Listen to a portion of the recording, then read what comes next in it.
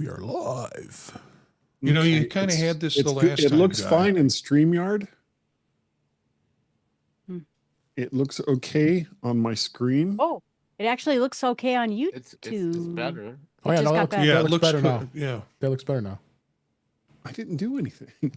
Yeah. Yeah, it's better. Okay. Hey, whatever works, man. I'm good. Yeah, it looks okay. It looks okay on YouTube. Yeah, even your. For some reason, it looks not so great in Ecamm. Very strange.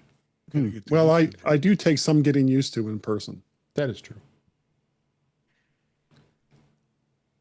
All right. So it looks good on YouTube, but for whatever reason, it doesn't look good here. Hello, Weather Bucket.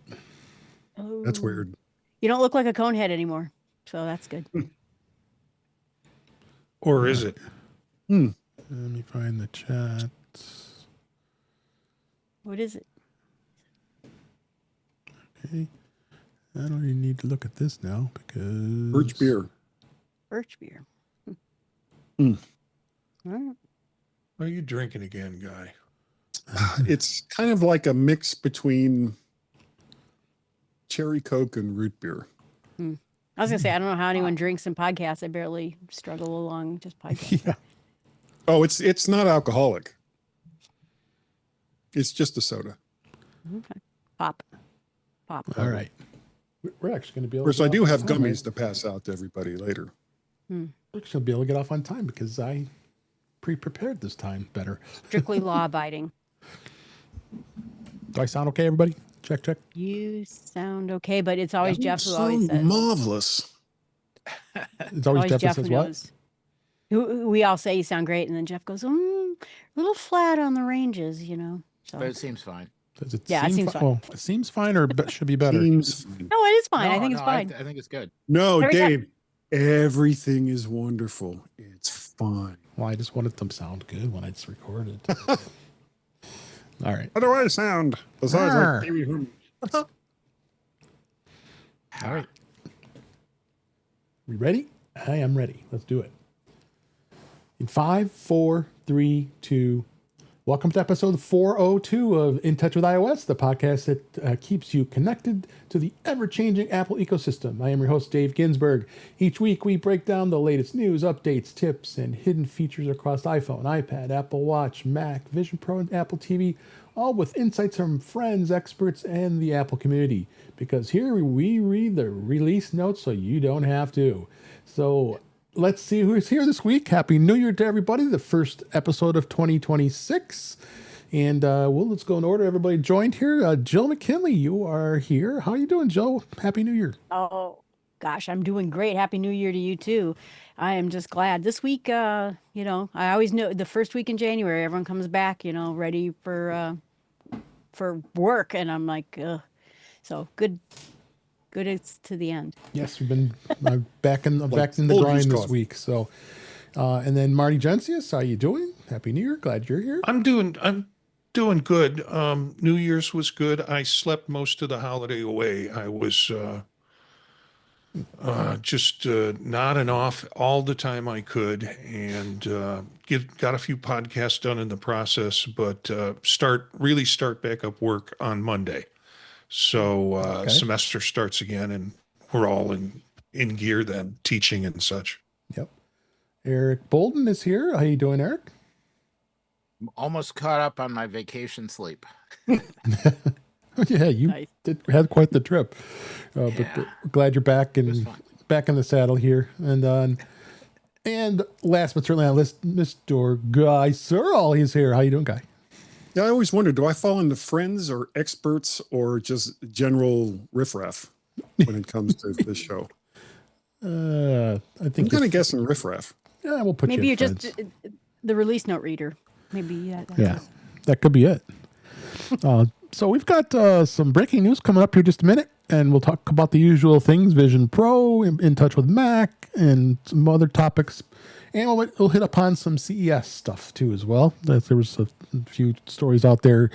Hopefully we get to hear from Chuck Joyner next week and hear how his adventures were this week, as he's there that week this week. Why he's not here with us. But let's go ahead and talk about what just got announced, which is absolutely crazy. Chase is going to become the new issuer of the Apple Card. This is the actual press release. Today, it was yesterday when this was announced, as we're recording, they will become the new issuer of the Apple Card with an expected transition to take 24 months.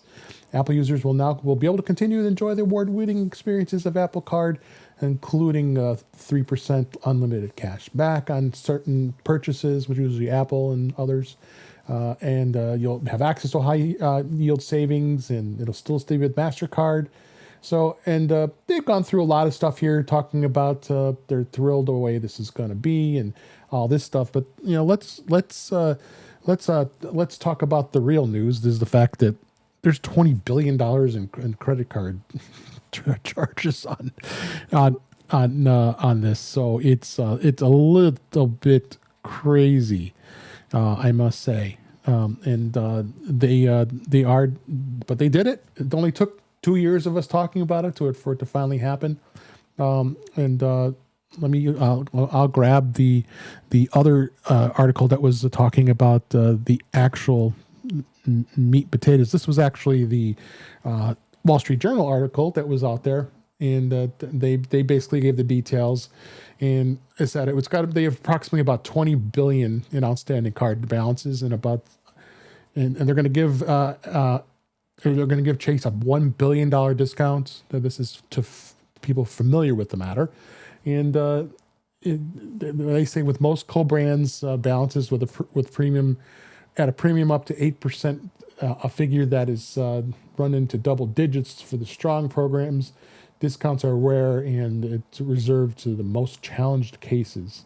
So I think what's going to end up happening is that I'm a little worried about the savings account. It may go to its own savings account. I'm going to go on the assumption that Chase is going to still manage it, but it may not. It may even stick with Goldman Sachs, and they may just do the savings account only and not the of course not the credit card anymore. So let me start with Marty. What do you think about this whole ordeal? I started following this yesterday, and it was at that time it was bits and pieces without any details. So you might be more up on the details than I am. I'm excited that it landed somewhere. Mm-hmm. I think Goldman Sachs is taking a bit of a bite to get out of it. I mean, they're giving up something, and they're trying to figure out how to resolve the credit card debt that's already there. Yeah. The thing that I heard about the bank account, or that I read about the bank account, or I guess the Apple cash back, is the idea that that's going to happen at the end of a cycle instead of daily, because now you kind of get your daily cash back. And so one of the ways that they can recoup or reduce their losses is to do that cash back at the end of the cycle. And then I read somewhere else that everybody's getting issued new cards. Yeah, they were talking about that. With branding, with the, JP Morgan branding on it, as well as Apple. Oh, yeah. Well, that makes sense. Because that kind of makes sense. I hope they keep the card the same. I love the metal, titanium like it is now. Yeah. And keep it the way it is. It's just, but that makes sense. If it's their card, they want their name on it. So that completely makes sense. When I first got the Apple Card, somebody said, "What are you going to do with it?" And I said, "I'm going to cut my steaks with it." Yeah, that makes about sense. How about you, Guy? What did you think of this news? I'm not surprised. Goldman Sachs, I think, was a poor fit to begin with. Yeah. They don't really have they're I don't even know if they issue credit cards from their bank, but they certainly weren't ready for what the Apple Card was going to entail. And I think JP Morgan / Chase is a much better fit than Goldman Sachs was. But there's going to be some changes coming up with it, and we're probably not going to be happy about some of those changes. But it's got to move forward right now. because I do the G-Men podcast with Gaz, and every time this comes up, he's like, well, we don't have it over here. So, maybe this will finally take it and make it a little more international. Yeah. Yeah. And how about you, Eric? Yeah, actually make it more international would be kind of nice. It would be. Yeah, the savings account, I think it almost sounded like the comments of we'll give more information later mean that maybe they haven't totally figured that out yet. I'm hoping that the general interface stays the same. The way of interacting with things kind of stay the same. I'd really been hoping that it would switch from MasterCard to Visa, because every time I go to Costco, I can't use it. There's that. But other than that, it looks like it will still be around, and that's good. And we'll just kind of have to wait to see what happens. But so far, I have kind of a positive outlook. Yeah. No, we'll see how it goes. 24 months. That's a long time from now. 2 years. So that's business as usual. So nothing's going to change. We'll still get all the perks we're getting so far. We hope, but I guess it has to get approved. I'm sure regulators have to look at it and all that fun stuff. So you can't expect this is going to be an immediate thing here. So, but it's great to see that it's going here. So, we'll look at the chat here at youtube.com/intouchwithios. Wither Bucket, thanks for being here. Webb Bixby, he's out in Florida and soaking up the sun, but glad you're here to join us tonight as well. And then the others in the chat are with us as well. So you always can join us in the chat while we're live recording this show. And it's great to see you. So that was it with the Apple Card here. So let's move on to a couple stories with the Vision Pro this week. Again, it was a pretty slow week, considering, especially in Vision Pro area. And we had a bit of a struggle with Vision Profiles this past week. So, but for one of the interesting stories was the fact that they. So that was it with the Apple Card here. So let's move on to a couple stories with. Sorry, I got the sound hitting me here. Apologize. So the immersive Los Angeles Lakers game is going to come to Vision Pro. Actually, it's going to be tomorrow as we record this. Apple Vision Pro owners are going to be able to see a immersive video format on Friday, January 9th. That Apple has said with this. They're partnering with Spectrum to air the LA Lakers games in 3D in the Spectrum Sportsnet and NBA apps.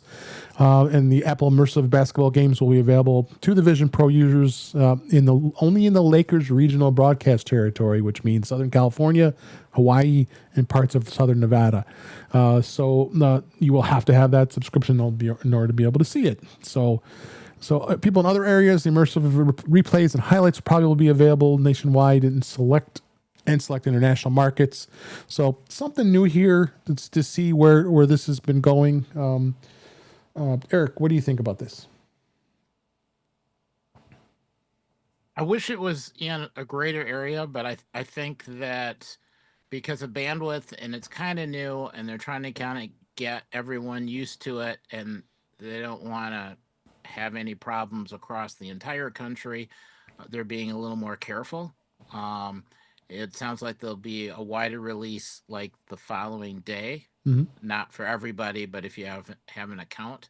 The comments that have come back on the samples from have been really good. So kind of looking forward to it. Currently, I don't have an account and I can't see it. Oh, but I don't think any of us can. We don't live out there. Yeah, well, but having more sports immersive and the fact that it's happening at all, I think is a really good sign. Yeah. And Guy, you like the NBA? Do you watch NBA basketball? Sometimes I do. I'm really looking forward to the 3D content. Yeah. Yeah. Yeah. Okay. We got you. I think we can leave that at that. Oh my gosh. Binocular disparity. Yeah. It's not right. It's just not right. Yeah. Jill, what do you think? Well, I don't watch the NBA, but I did mention that I think it's terrible how hard it is to be a sports fan right now in general. And I think anything that can make sports fans' lives better and more interesting, I think it's great. Good. And Marty, you're muted. I'm excited to see the bits and pieces of it. You know, if it's more immersive content, it's more things for me to look at and enjoy within the Vision Pro, whether I'm a sports fan or not. I remember, I think one of the first pieces that came out was that summary of the soccer final or soccer special that came out that was 3D immersive, and that was kind of an wow effect. So it's nice to see at least they're distributing crumbs to the rest of us who don't live in that area. Yeah. So, let's talk a little bit about the M5 Vision Pro launch. It's likely has likely made minimal sales impact. There was a report about this, and it's they say they estimate the sales at about 45,000 units. You know, the M2 came out in February 2024. M5 just came out. Was it a few months ago? What was it, Marty? Maybe 3, 4, or 5 months ago. Well, I think it's been a little longer than that. Maybe 6 weeks. Yeah. So they're saying because it outlines that there were low sales estimates in Q4 of 2025, significant digital advertising reduction, and overall VR device declines. So this is a report from IDC. So they're claiming that 45,000 units says we're expected to sell in 2025, which included the launch of the M5 model. Again, it's all speculation. We don't know what it is. And, you know, like I say, Apple is doomed. The Vision Pro is doomed, right? Yeah. Every time.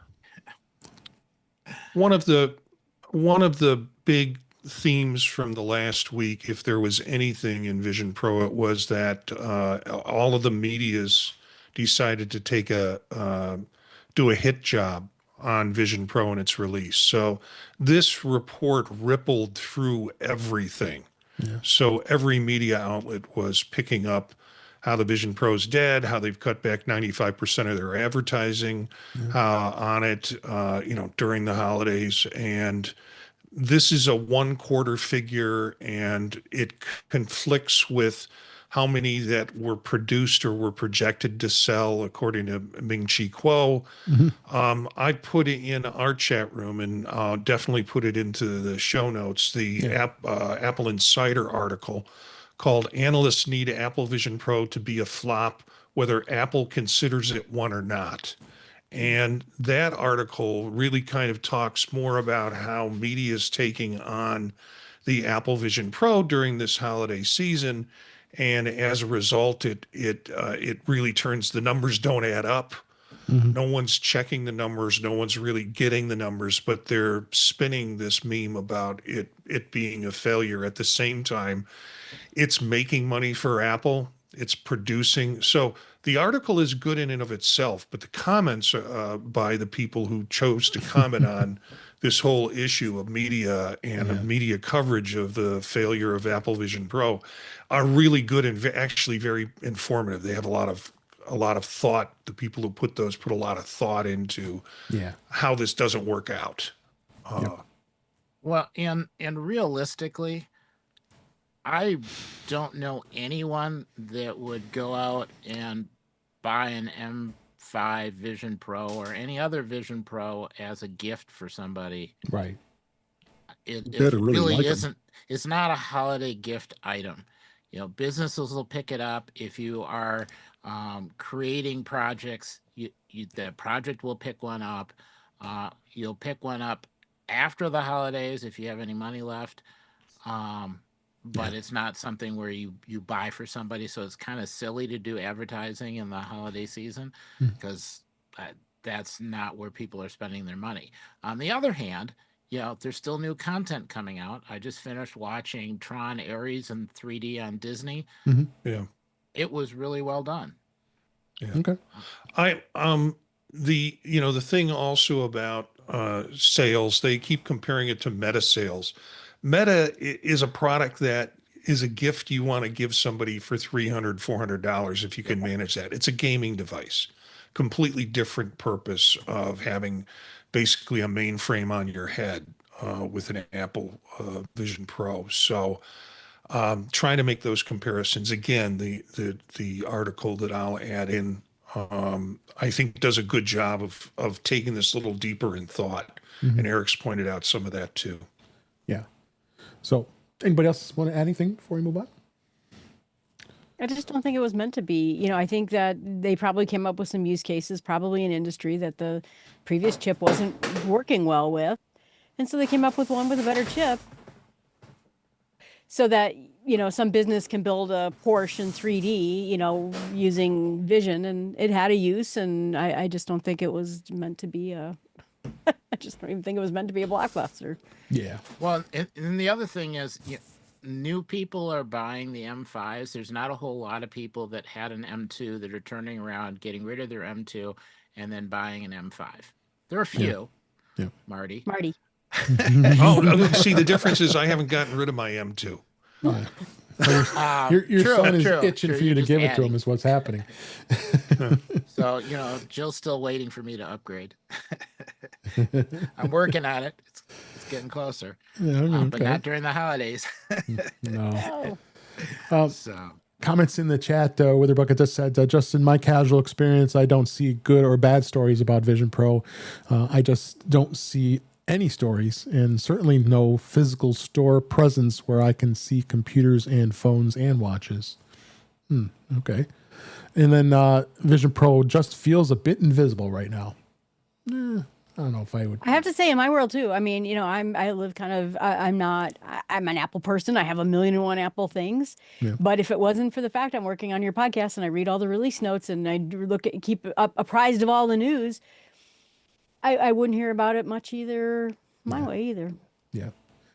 So, all right, let's go ahead and move on about beta this week. And there wasn't really much beta, but what Apple did do is we're now testing background security updates as beta testers. I believe this is just developers that are being able to do this. So they did it twice this week. They had the background security 26.3a and then B.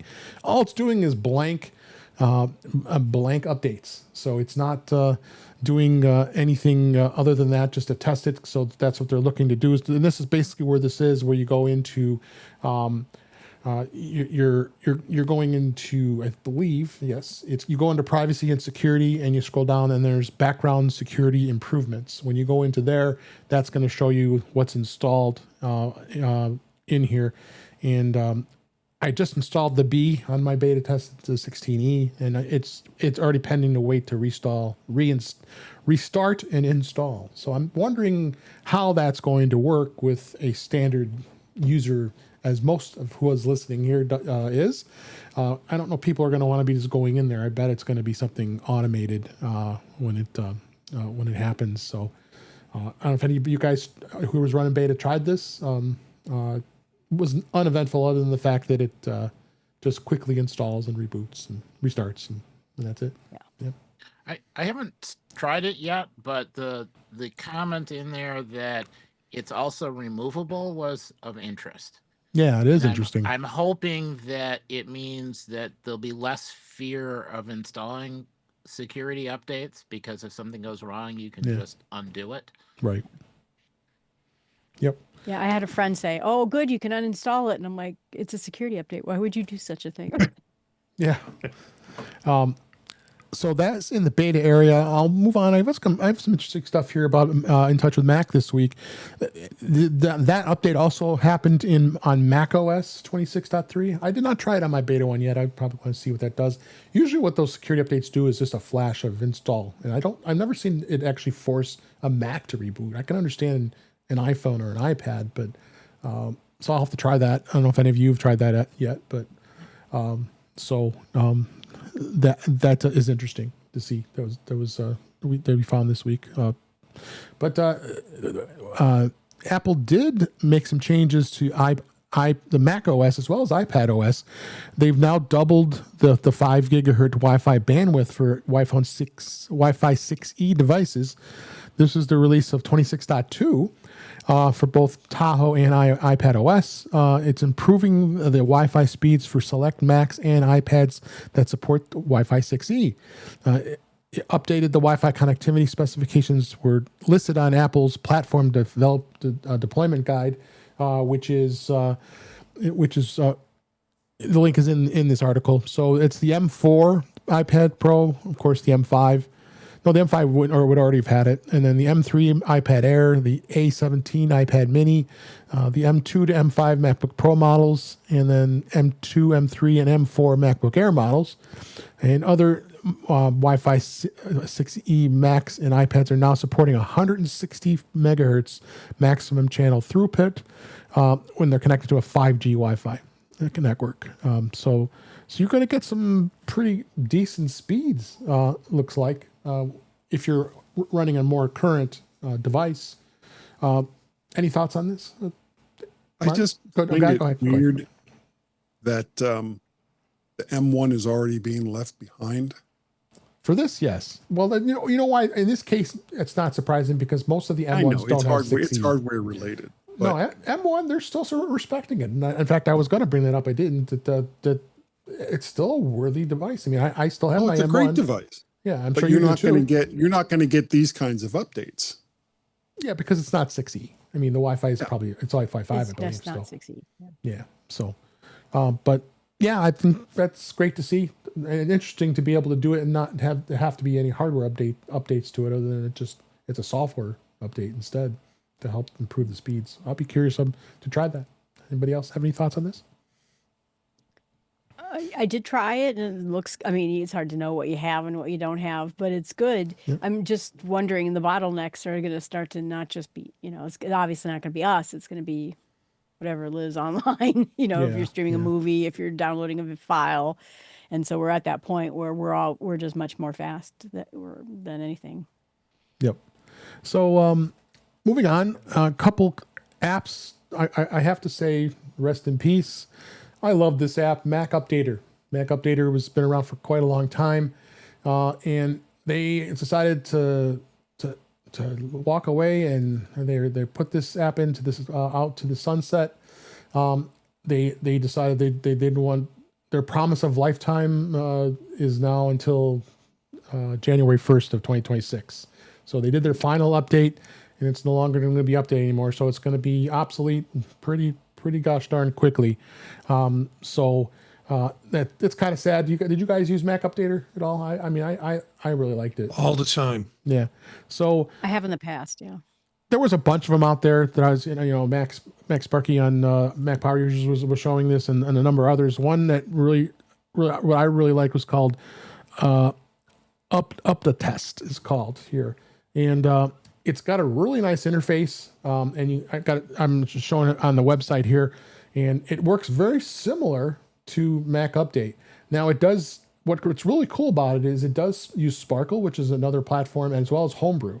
So you can get these apps updated through Homebrew's power right from the interface. So I went ahead and tried it, and I've been actually pretty happy with it. It's a pretty good app, and I think to get the full version of it, you pay like $10, and it works on most OSs. But if anybody's dabbled in Homebrew's got a lot of cool apps out there that are that.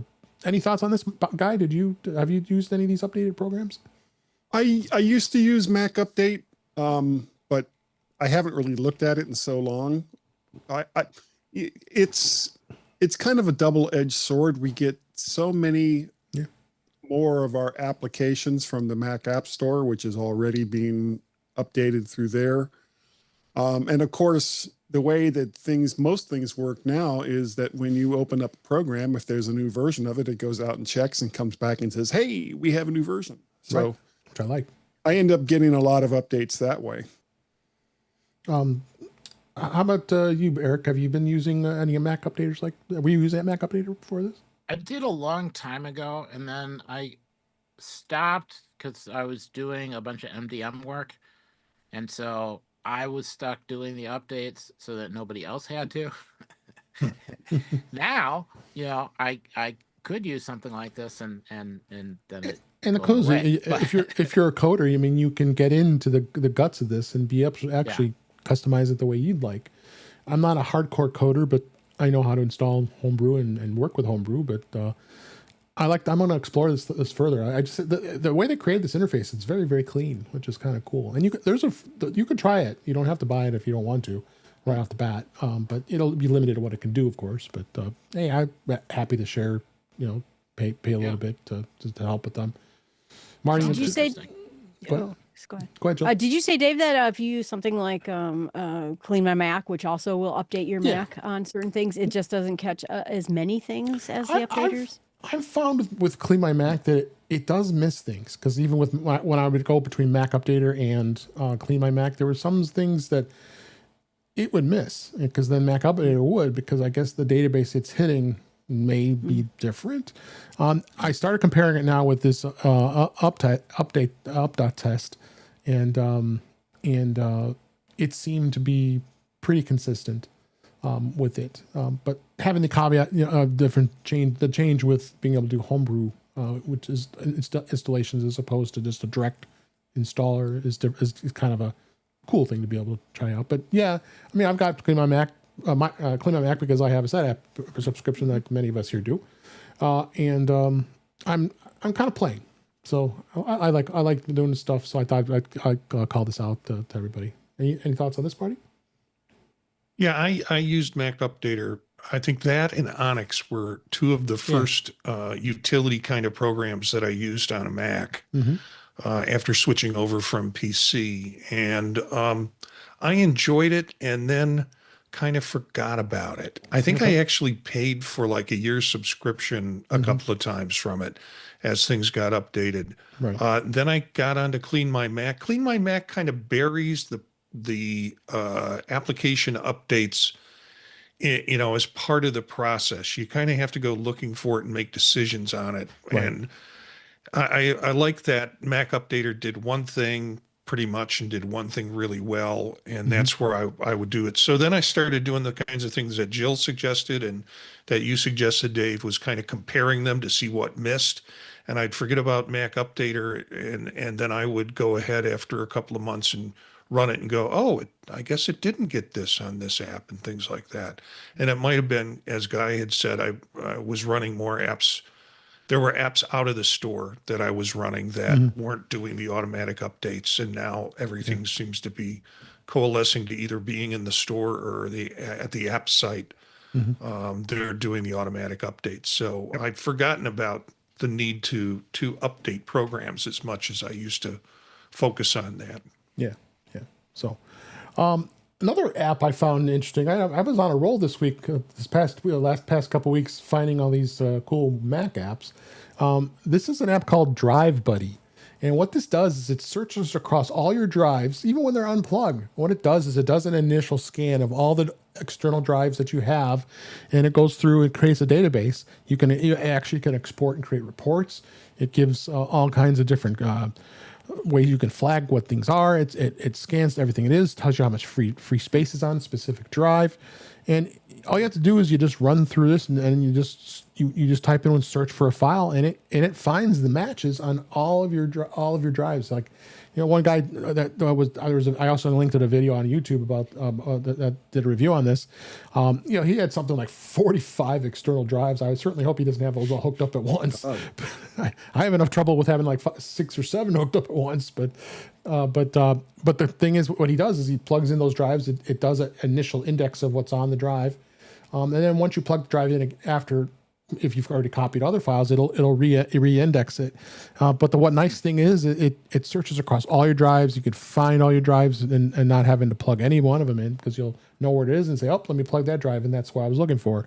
I mean, this definitely comes in handy, especially with photographers who have a lot of photos, people who are working with tens of thousands of files. And like I said, you can export this into a CSV file and be able to work with this very, very clearly. And it's $20, and it's a one-time payment, and it'll be fully private. There's no security problems or anything like that. So I thought it was pretty cool. Any thoughts? It's like a better. Oh God, can't think Who do of you it. spot? Sorry, Who do you spot? I cannot think. It's Command Spacebar. The standard okay. search on your Mac. Oh, I see. Yeah. Yeah. Oh no, this Yeah, that is is pretty much more. cool. This is much more comprehensive, and you can create reports, which is really cool. And you can export it, And you can export it, to a which CSV I file. really like. So I can keep a copy sitting on my phone of everything I have. I might have sold it for you.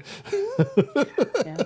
Well, I got two Synology sitting here, so I have a pretty complicated system here where everything backs up to two Synology drives, and then the Synology drive backs up to one of these, and then goes to Backblaze. And it would be nice when I'm not at home to know what files I have where. So What was it? Show it again. I missed what you were. Oh, okay, yeah. it's just a SanDisk. Yeah, I have those too. Extreme, yeah. So yeah, this is a cool find. Anybody is interested? The link is in the show notes for their website. And again, there's also a video. A guy reviewed it on YouTube. I linked to that as well.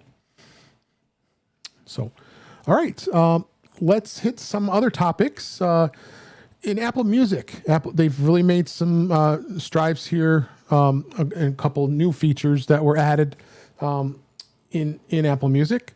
This is a couple new features that have been added. The full screen animation on the lock screen artwork I think is really cool. I think they've done some great things with that, and they have been experimenting a lot with of stuff that will be on the lock screen, which is all very cool.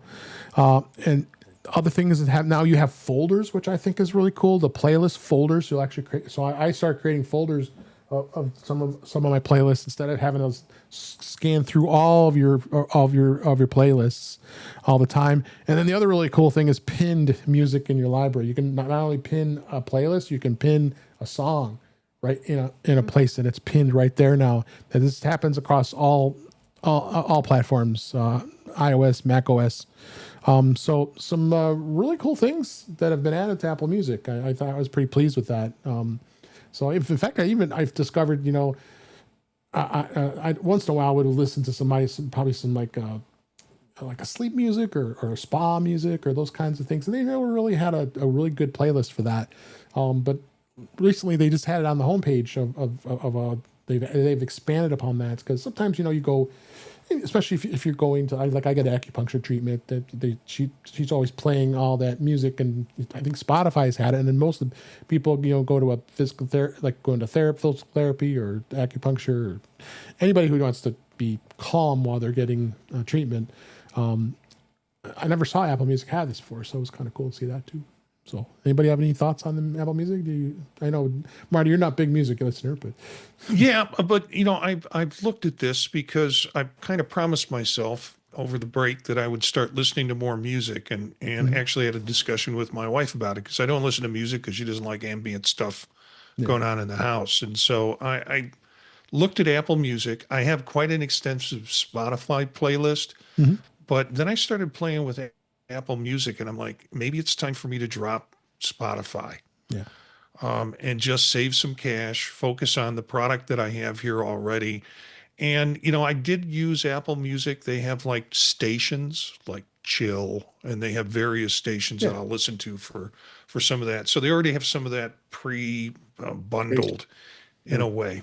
Yeah. And so, yeah, I like the idea of pinned artists and pinned folders, and that's added in that. I really don't care what shows up on my phone when I'm on the lock screen on my phone when I'm listening to music. I'm generally listening to it through my studio anyways. So, but yeah, this is enough to convince me, particularly importing playlists that I have in Spotify and doing a music match with it. Probably going to look at dropping the monthly cost of Spotify. Yeah, probably a good idea. I stuck with Apple Music. I mean, because I have YouTube Premium, I have also YouTube Music comes with it. So, so I go back and forth. I use both, and I've actually YouTube Music lets you actually export your playlist from Apple Music into the YouTube Music. So I have it in both places. So whenever I feel like I got them both, I'm not. Believe me, I think we've had this discussion before. I'm not ending my premium subscription for YouTube. I've had to do it sometimes with these ads. Like, holy crap! What have I not had to miss? Is having these darn ads pop up every five seconds. Well, it seems. You know, as an instructor, if I want to show a YouTube video in class, You have to sign in. I do not want to show it through a whole series of ads. So Yeah, the exactly. YouTube Premium logging on allows me Yeah. to just show the video and go with it. Yep. So I have a friend of mine, that comes in my car, and they shove XM at you when you get a new car, and that came to an end, and I was going to replace it. So I told her, I said, get me all your playlists, and I'll put them on my phone, and then when we're out tooling around and looking at birds, I'll have all your playlists on my phone. And then I thought, oh, this is great because then I can put hers in a folder, and kind of shove them aside a little bit. Hopefully it works with CarPlay. I'd like to see how that looks. That was my question. Does it work with CarPlay? Yeah. Good question. Yeah, good question. I mean, as The far problem right now with CarPlay is they give you like 5 or 6 and then they cut it off. Yep, that's right. Yeah. So, next topic I want to hit on really quick is, Logitech did kind of a blunder here. I have this mouse right here, the MX Master 4. They had a certificate that expired, and all of a sudden the mouse stopped working. Whoops. So it was stopping all the application run. Not only is it the mouse, it was also affecting all their lights. So the Logi G and the Logi Options Plus application, that because the certificate ran out. So make sure you do your updates on those applications because you want to be able to do that. And that's what the mouse does when I click the button. So I got these little cool buttons now. So you want that to work. So does anybody have this mouse or even the older version? I do. Yeah, I have it. And I kind of bought it on recommendations of the holiday shows that had talked about it. Yep. And thanks for pointing this article out to me because I just tried to push all the buttons and they're dead as a doorknob. Yep. I mean, I can scroll and I can point and click, but I can't do all the functionality of the software. So Yeah, I'm going to need to update that. It's super cool. It's super cool. And that'll get you killed in any game. So you got to do it. And there's that.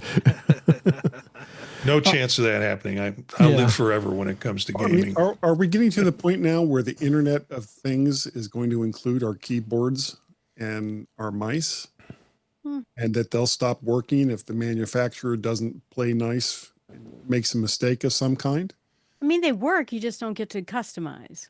You probably assigned this button and that button. But why is your mouse having to go all the way back to Logitech when you go to use it for the first time? I mean, once the application itself that's on your Mac, once that's updated, that should be all you need. It shouldn't have to go back and check a certificate for something like a mouse or a keyboard or a light or any of that stuff. That's a big deal. And it's weird. It kind of borders on the edge of anti-privacy in my mind. Yeah. Yep. So, all right. Well, okay, it's like HP printers having to go to HP to print anything that you have. That's when I stopped using HP printers. But in this case, I think it's just if you have a driver and it's not just basic mouse behavior. So if you extended the behavior in a driver, that driver still has to have a developer ID certificate and be registered with Apple so that you can download it. Yep. This is just a screw up in that somebody forgot to keep that ID certificate live. Yep. All right. So let's move on. I wanted to cover a little bit about CES 2026. I'm very sad I haven't been able to go for the last few years. I love going to that conference. But next best thing is that I would love to watch all the other folks do all the coverage and find some cool things. I picked this one out just for you, Eric. This is the Bird Buddy. It's a new smart bird feeder. And it debuted with 2 new smart bird feeders, which are successors of their existing options. It's Bird Buddy 2 and Bird Buddy 2 Mini are going to launch a little later this year. $199. It features a 2K HD video, a wider field of view, It's got dual integrated solar power, better audio, and an improved extended perch, more seed capacity. And this was showed off earlier in the year, but the pre-orders have now sold out, so they're going to have another launched in February of 2026. The Mini is $129 and has the same core camera technology as the Bird Buddy 2, but it comes in a simpler enclosure designed for first-time smart smart bird feeder users that have solar panels, and that's the small one there. So it's kind of cool. Is this something you would use, Eric? You know, I've been looking at the same feeder for a while, since they originally came out. Yeah, and you know, I see pictures from it, and Jenny keeps saying, "Hey, we should get this," and I just haven't been able to yet.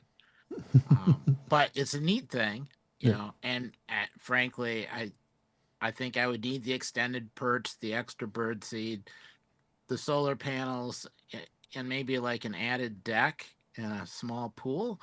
But yeah, I think you just keep adding stuff onto it. Well, you can get those things, but it requires you to go to the subscription model. Almost worth it. I have a pretty sophisticated outdoor camera that points to all different places in my backyard with Ring, but you could do it with any company. And I think this would be fun. My friend is thinking about buying one, and you know, it's nice because you get close up. My thing, I get to see the coyotes and the foxes and everything else. This would be nice just to get a nice shot of the birds. So, yeah. Well, and it's neat too because it's from the feeder out. So you get the bird without having the feeder in the background. Yeah, which is kind of nice. So the next one I found was interesting is Google's bringing Gemini AI features to the Google TV, and then previewing what Apple TV could get. I don't know if that's the case or not, but they announced some new Gemini features that's being brought to the Google TVs, built into some TV sets and some set-top boxes, but it might not be immediately relevant to many Apple users. It's giving a look at potentially what AI could do on a TV set. Gemini on the Google TV will be able to answer queries in visual rich framework that offers up imagery, videos, real-time sports updates, and a deep dives feature, which will allow you to get users to get narrated, interactive overviews of topics and such. You'll have a search through your photos. So I think this is a potential thing that is going to be out there. Well, I mean, let's face it, the Apple TV is getting really long in the tooth. It's been 3 years since that thing has had an update. So it was longer than that. It was 2022 was when the 4K came out. So any thoughts on this? I think this is something, I mean, let's face it, AI is here. We're here to stay, and to be able to interact now with a TV, I think it's a cool thing. What do you think, Marty? I don't know. You know, I can't hear the dialogue. Well, turn the damn thing up. There are all sorts of prompts that they have in the article. You know, that it's sort of, I don't know how deep people get into when they're watching media, tweaking it or trying to get someone to tweak it for them. They just set it up and roll it. I'm not a big fan of smart TVs and those kinds of ways. Me either. Yeah. So we're starting to see everything mash up with AI right now, and it's starting to get really sloppy in a lot of ways. So, Yep. Anybody else have any thoughts on this? that thought is that I'm with Marty. I tell my TV you can't be on the internet, and it turns itself back on, and I get super mad. But it's weird because the only time I would do something with it is that sometimes I used to have clips, like video clips from movies and TVs in my podcast. And it would be nice if you could say, oh, find me this quote, and then have it search through. But I just don't see a day-to-day use for it. You know, I don't know. It's just kind of weird. Like, it'd be great if you're doing a TV show podcast or a movie podcast like Marty, but I don't know. Yep. Well, you know, this gets back to what I was saying earlier. And, you know, if you want a inexpensive 50 to 55 inch television set in the $300 to $400 range. It's going to come from companies that are going to force you to connect it to the internet for just basic functionality.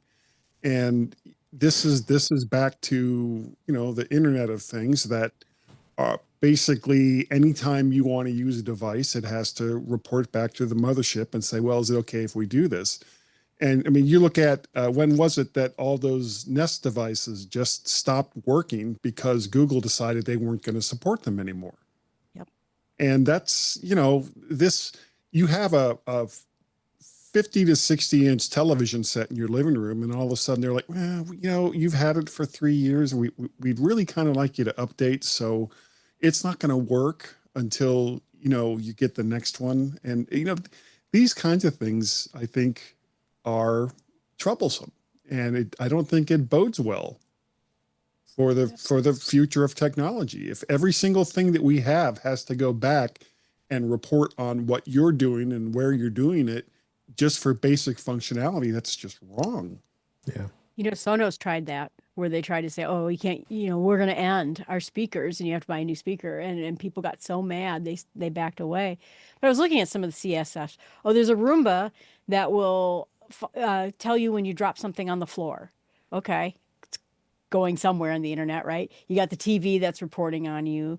I forgot. There's the Panda that was at CES. And you go to the website and it's a Chinese spy panda. And, the problem is that all these things are going to report back and tell people, whatever data it has and sell something about it. And it is problematic. You're right. When I turned off the internet again on that TV downstairs, it was like, oh, we can't work. I can't work unless the internet's on. And I'm like, I'm on an Apple TV, knock it off, And so eventually I won, but it is a problem. You shouldn't have to struggle like that, though. Right. I know. It kept warning me. Oh, it's not going to work. It's not gonna work. The most part, I don't think smart TVs have taken off in the way that the manufacturers thought that it was going to. Yep. I think people are still using, whether it's from Roku or Apple or from whoever, a lot of people are still using set-top boxes to get their content. And in a case like that, the TV is just a big, stupid monitor. Right. And that's how it should behave. If you have a set-top box, your TV should just be a big, stupid monitor. Right. I mean, I try to turn off the smart. I mean, I have the Samsung TVs and a Samsung monitor that has a smart TV built into it. And I just want to turn the damn thing off completely because it just takes over. As much as I want to use the content, especially I have the smart TV back there so I can watch YouTube TV and put 4 games on over there and then put 4 games over here on my TV here. But then I got to deal with the nonsense that the smart TV does all the time, is it takes over. So yeah, I agree with you on that stuff. Yeah. So. Well, my son, Peter, we had like a 10-year-old 55-inch Vizio, and it was fine. It was only 1080, but it was okay. Well, for Christmas, he bought us a 50-inch Amazon Fire TV set. And it was, because I have a Prime account, blah, blah, blah. Sure. It was relatively easy to set up, but at the same time, I know he didn't really spend all that much on it because he just got back from Japan from his honeymoon, so he can't afford it. And it's not that I'm ungrateful. I am very grateful that he was thinking of us. I just get tired of entertainment devices that should work one way working against me or in some way that I don't like. Yeah. The other thing is I would prefer my TV lasts more than 2 years. Yeah. And the smarter the TV gets, the greater the chance that something gets discontinued after a couple of years, and then you're just out of luck. Half the functionality disappears because, I don't know, Google decides to discontinue the TV software or something. Mm-hmm. So right. Yeah. And what happened when your TV dies? You spent $300-400 on it. Okay, no one's going to repair it. Not for a TV that costs $300-400. So they'll just toss it in a landfill someplace and say, go buy a new TV set. No, I've got 2 of my old Samsung, a 55-inch and a 65-inch curved. It's like over almost 10 years old. Both of them are 1080, and they're old. But I mean, they're getting long in the tooth for sure. And one TV doesn't turn it off and stuff. But anyway, that's it's here or there with TVs. I'll go off on tangent here. But This week in TV. Yeah.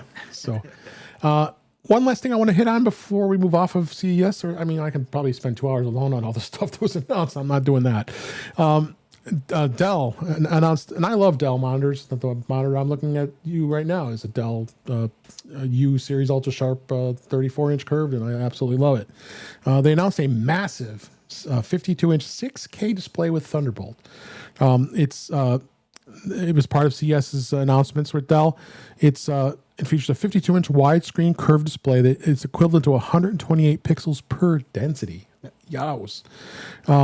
And it's got a Thunderbolt hub monitor. And it's got visual clarity, a resolution of 129 ppi, 120 hertz refresh rate, and IPS black technology, rich blacks and colors, as well as is in less blue light compared to the competitors. So there's lots of ports on here. You go two HDMI's, 2 display ports, 1 Thunderbolt 4 upstream, and so on and so forth. Massive amounts of ports for that kind of size. You would expect that. But yeah, it's a little expensive at $28.99.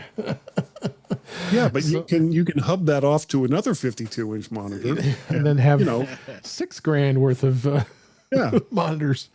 So off for your $1,200 Mac Mini. So kind of fun. Mention that one. But there's some other monitors that are out there. You know, monitors are a big thing at CES when I was there, and it's always the technology changing. And I mean, let's face it, you should spend and invest a decent amount of money on a monitor for when if you're on. I use it all the time. I originally bought the that Smart 132-inch, and I spent like $188. It was a one of the closeouts. I think originally it was like $300 or something like that. But the image was just not crisp. And this, I can't go back now. This 34 inch is amazing. So this is really the way to go when you want to invest in that stuff. So, all right, there's a number of other things, but we're going to go ahead and move on with some news stories this week before we wrap up. Apple Store, it's moving in Montreal. Anybody been to Montreal? I've been there a number of times. Never been to Canada. I have been to all 3 big cities in Canada, actually, for work. I was. Would love to. You should. You're retired. You should go check all 3 cities out. Montreal is real old, nostalgic, and it's got a lot of just beautiful areas. The store, the previous store, I did, of course, visit, and it wasn't anything big. It was on St. Catherine is the big road that's in the heart of downtown. So they've now they're moving the store in downtown Montreal. It's a new location, and it's going to be on January 16th.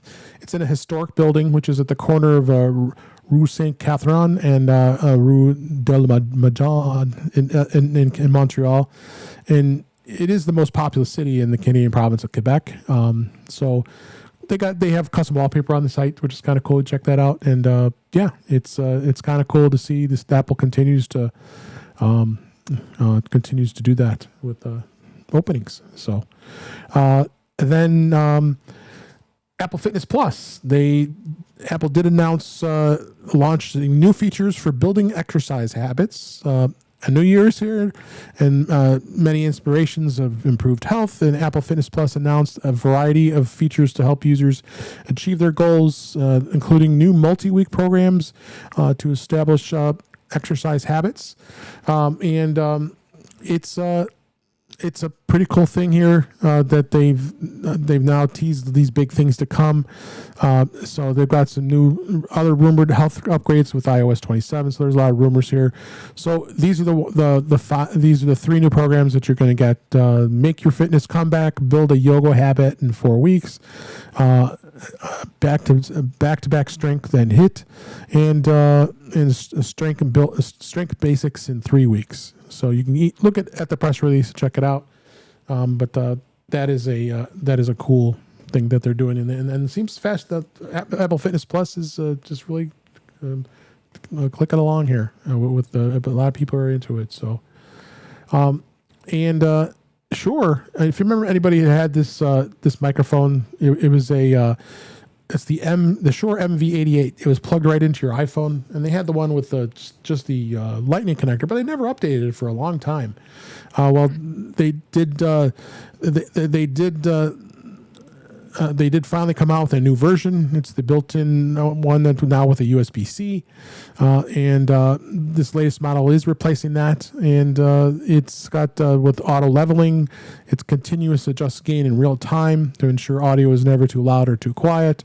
No need to have levels manually. And I know this isn't a mic for Guy because he has to have control. So, No, I understand. yeah. So cool to have that mic if in a pinch. You know, I've had similar types of mics in the past, but it's good to see. Gmail they now have 3 AI features that are included. That's with your personal account. It's the Help Me Write, which will allow users to enter prompts and draft entire emails from scratch, like Apple Intelligence's writing tools. And then Gmail is also rolling out personalized suggested replies. And the third free feature is going to be AI summaries, long email threads. And then you can do a summary of a conversation. Marty, are you seeing a lot of these trends, these types of features? The chat, a few of us are very heavy ChatGPT fans. Something like this to be more integrated. Would you like that? Yeah, they come up. I see them pop up all the time when I'm doing emails or doing documents, and I think they're helpful. I generally do most of my work outside of, if I've got an important email to do, I will do most of my AI functioning outside of the actual program and then cut and paste when I'm ready to go with it. But yeah, I don't think you can have a communication product which doesn't offer AI assistance while you're working with it these days. That seems to be the trend. Yeah. Anybody else? Guy, have you been doing a lot of that AI, ChatGPT, Gemini, Apple Intelligence? All of the artwork for the G-Men show is done with who is this? Midjourney? Oh, Midjourney, yeah. Yeah, and I've used ChatGPT. I mean, I did some avatars for Gaz and me. Mm-hmm. Yeah, they actually turned out good. Yeah, they did. They told it to do it in the style that Tex Avery would have drawn it, and it was like it's just hysterical. Yeah. For some simple little bits tunes, if I need a 10-second bumper or something like that, I use Suno. But I try to keep it as much as I can to a minimum. I do sort of an AI story podcast called Tales from the AI Verse, but all I basically ask it ChatGPT to do is to give me an outline of a story, and then I basically write it from there. But otherwise, I prefer to use my own brain for when I'm writing, which to the detriment of, I guess, mankind in general. But it is more satisfying to do it myself than having some AI service do it for me. Yeah. Anything else? Do you think you find this helpful with doing that with email and other apps? I do when I don't care about it. So when I quit my last job, I thought it was going to go to my boss, my resignation email. And they said, no, it goes to an HR office in a place I've never been, to people I don't know. And I'm like, well, I'm not going to spend time then making a nice email. So I just had ChatGPT write it.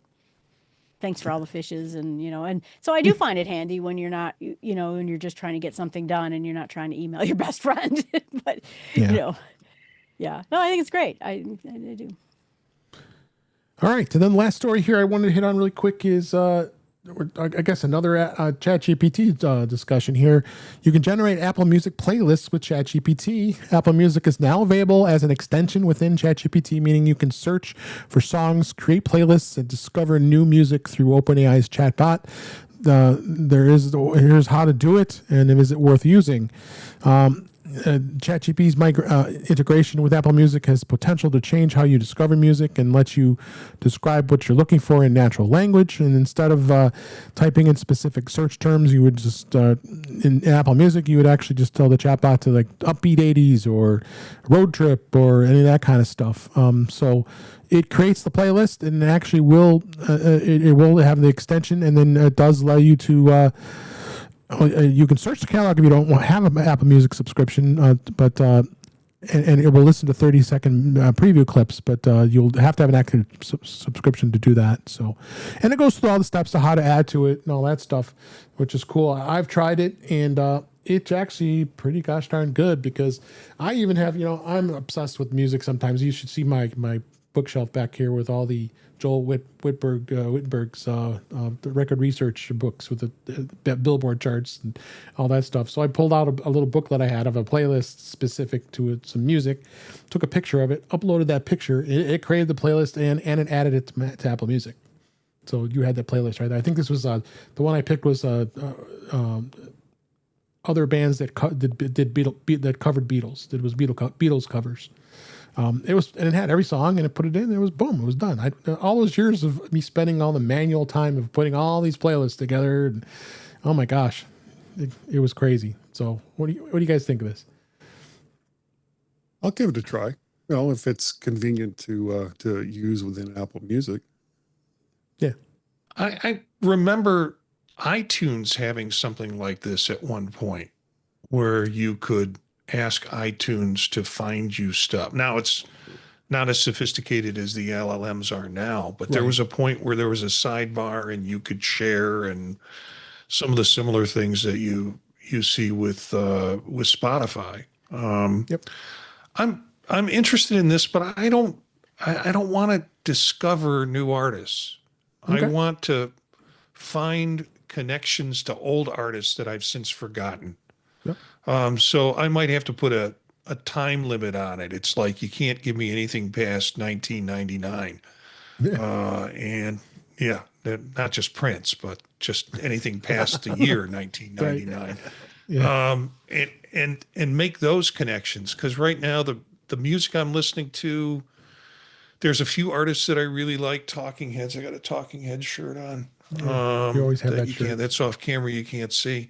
And some of those artists from that time period. And then I'm trying to get more and more into jazz and instrumental jazz. So it's more historic than contemporary. Okay. Anybody else? Something to try? It.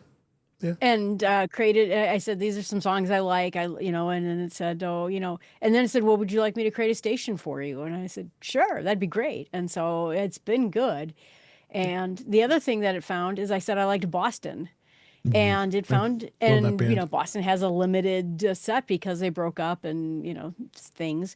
And it found this other band, and it turns out that's where the guy who's the guitar guy from Boston went to this other band. RTM. And he had a bunch of albums. RTZ, yeah. RTZ. And I'm like, I had no idea. So it was cool. Yeah. I think their vocalist went too. Brad Delp, yep. Yeah. Well, before he passed. Right. Before he passed. That was the guy who went to it, yeah. Right. Yep. So, all right. Well, that is all we've got for this week of the show. But before we go, we want to make sure we find out where everybody can be found. I'm going to start with Guy Serle. Where can people find you? Oh, I'm so easy to find. Just look up the G-Men show on the podcatcher of your choice, and it'll probably turn up. You can go over and see the nearly 700 videos now that I have over at YouTube under the channel name Vert Shark. That's where I post very, very late videos from the G-Men Show podcast.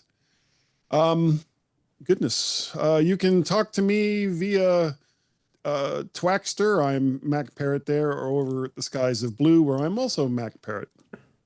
All right. Thanks for being here. And thank you for inviting me. Yes, always. So happy. Eric Bolden, where can people find you when you're not traveling the back roads of Montana? Yeah. I can be found on Mastodon at EABOLDEN at MAS.TO. Otherwise, Mondays, playing in virtual space on Vision Profiles. Tuesdays on Mac Voices. And then, of course, here, rounding out the week on In Touch with iOS. Yes. Thanks for being here. Appreciate it. Marty Jencius, thank you for being here as always. We appreciate it. Where can people find you? Well, you can connect with me at Jencius, Jencius, on Mastodon and also on Blue Sky. Vision Profiles Monday nights with Eric and Dave. Tuesdays with Chuck on In Touch with on Mac Voices, and Thursdays In Touch with iOS. The other podcasts that I do, you can all find under the website thepodtalk.net. Great. Thank you so much for being here. And that is a wrap for this week. Please send your comments, questions, suggestions to our email Jill. address. Hey. Oh, my Forgot about God. Jill. Oh, my God. I'm sorry. I'll edit there. My mistake. Oh. Hold I on one do second. wonder. I'll fix it. 1, 2, 3. And last but certainly not least, Jill McKinley. Thank you for being here. I appreciate it. Where can people find you? Well, you can find me right here on Thursday nights, but you can find me at Jill at the North Woods. You can email me. I have podcasts. I have YouTube channels every night of the week, every day of the week. And I'm also found on Twitter. I mostly talk about faith and science and tech. All right. Thank Jill you. was here tonight. She was Oh, here. what? My bad. So now we can wrap up. That's a wrap for this week. You could please send your comments, questions, and suggestions to our email address, which is feedback@intouchwithios.com. You can follow us on Blue Sky and Mastodon. It's at In Touch with iOS. Support the show. Buy me a coffee at intouchwithios.com/coffee. We'd really appreciate it. You can become a patron of the show by going to patreon.com/intouchwithios. We have 2 tiers available to support the show. We'd really appreciate it. Make sure you like, share, and subscribe so you're notified when we're live streaming, which is Thursday nights at 8 p.m. Eastern Time, 5 p.m. Pacific, on our YouTube channel, youtube.com/intouchwithios, where you can watch the current and past live streams and listen to past shows. You can subscribe to the show in your favorite podcatcher, including Apple Podcasts, Pocket Cast, Overcast, and many others. But better yet, just go to our website, which is intouchwithios.com, where all the links to ways to listen to us are there on that site. And I am Dave Ginsburg, and you can find me on Vision Profiles on Monday nights doing the Vision Pro thing. Tuesday nights on Mac Voices Live, on hanging out with these fine folks as well. Again, I mentioned we record this show on Thursdays, and I'm also on the British Tech Network, the Mac Show, on Fridays. And you definitely can check us out on all those places. And now I am Dave Ginsburg, and you can now find me at Blue Sky and at Mastodon at DaveG65. And thanks so much for listening, for being here. We really appreciate you being here, and we'll talk again soon.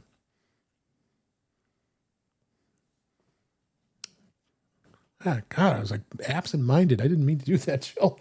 No, that's all right. God, my deal I is... just was like half a pause from saying something because I knew I know, you'd and ask. I'm like, whoa. I'm going to say goodbye to live stream. Thanks, everybody, for being here. Bye. Bye, live stream.